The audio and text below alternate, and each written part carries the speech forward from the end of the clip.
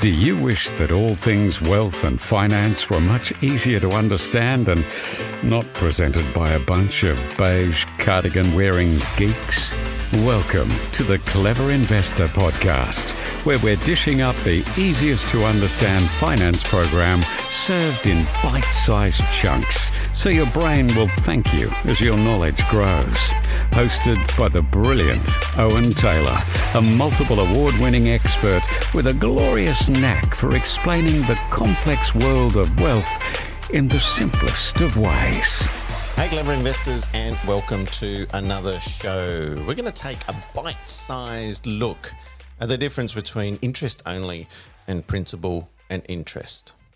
Because when we're buying a property, you are going to be faced with the inevitable question of picking the different features of your mortgage.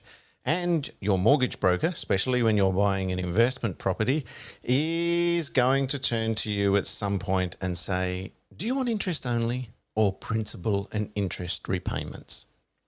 Now, for some of you, this might well seem like such a basic question and be very dismissive with your response. But trust me, it's not quite as simple as flipping a coin. So let's start with a few of the definitions. Now, principal is the money that we are originally borrowing, the money that is being lent to us. Interest refers to the cost of borrowing the principal. And no matter what type of loan you have, the interest on the loan is calculated on a daily basis on the outstanding amount of the principal. Now let's take a look first of all at an interest-only loan. Now with an interest-only mortgage, you pay only the interest charged on the loan, as the name pretty much suggests. You do not need, and you're not required, to pay down the principal debt at all. Now, most lenders will only allow you to have an interest-only option on the loan for a certain period of time. And as a very loose general rule of thumb, that's probably 5 years. After that period has ended, your choices are to let it revert over to being principal and interest, or depending on your circumstances and the lender's policies, you can sign to extend the interest-only period. And generally that's another 5-year period, making a total of sort of 10 years as a total interest-only period on the loan. Since you're only paying the interest charged on your mortgage debt, your regular repayments are going to be considerably lower than that of being a principal and interest mortgage. Hence the reason why over the years, this type of loan has been quite appealing to first-time buyers and those buying maybe a new owner-occupied property who want to keep their regular repayments as low as possible, because you might be doing a renovation before you move into the property, or some landscaping or something like that. Interest only is, without a doubt, the most popular mortgage with personal investors. Now, what I mean by personal investors is those of us that are buying a property in our own name. We're not buying them through a company or a trust or anything. More on that in a while. In this instance, we are setting the mortgage up as interest only because we don't necessarily want to actually pay the mortgage debt down, especially if you've got debt on an owner-occupied property as well. Part of the tax effectiveness around negative gearing that is most commonly used to describe the situation where the expenses associated with the asset, including interest expenses, are greater than the income that are earned. A principal and interest mortgage is often abbreviated to just P&I. You'll see it written down as that. Now, this means that your repayments have now got two portions. There's the principal amount, which you are required to make payments towards, and then there's the current interest bill on the loan. So a portion of the payment is used to pay the interest that's due on the outstanding loan balance. And that slowly starts to bring down the actual mortgage over time. In a nutshell, this is a mortgage for owner-occupiers. And it's for a few basic reasons.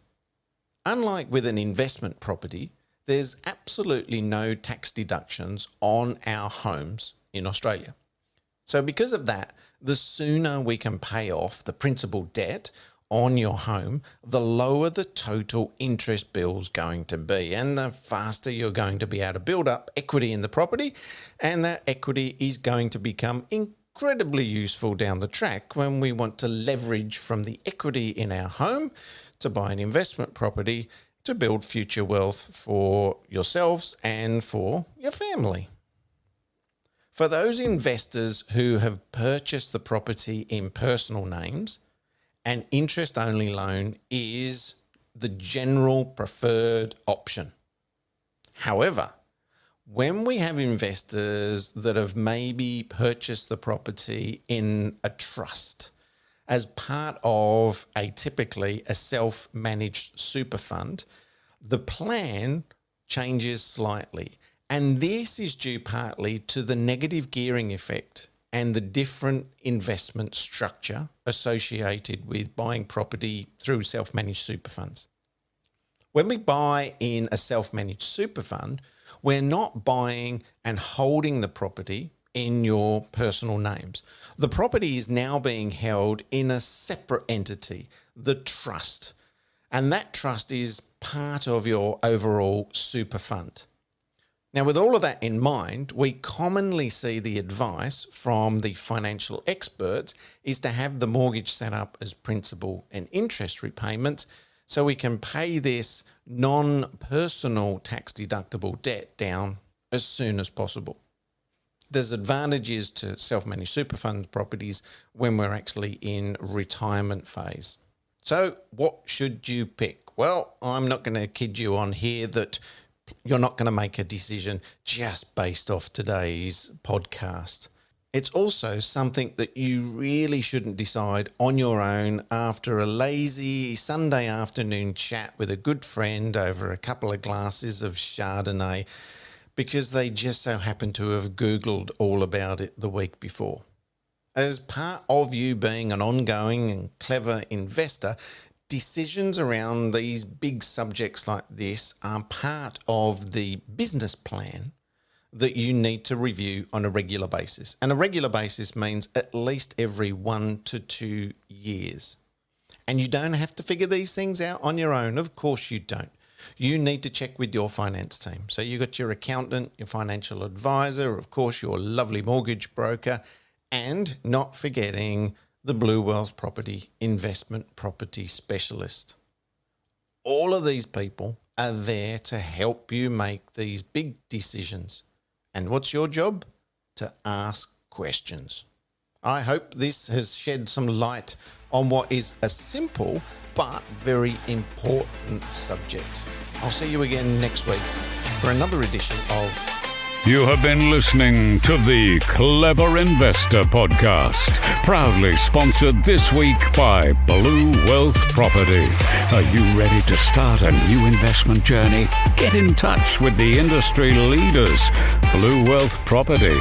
Blue Wealth have a proven track record in using research to identify growth markets, and Blue Wealth have supported thousands of Australians to buy the right property in the right market at the right time.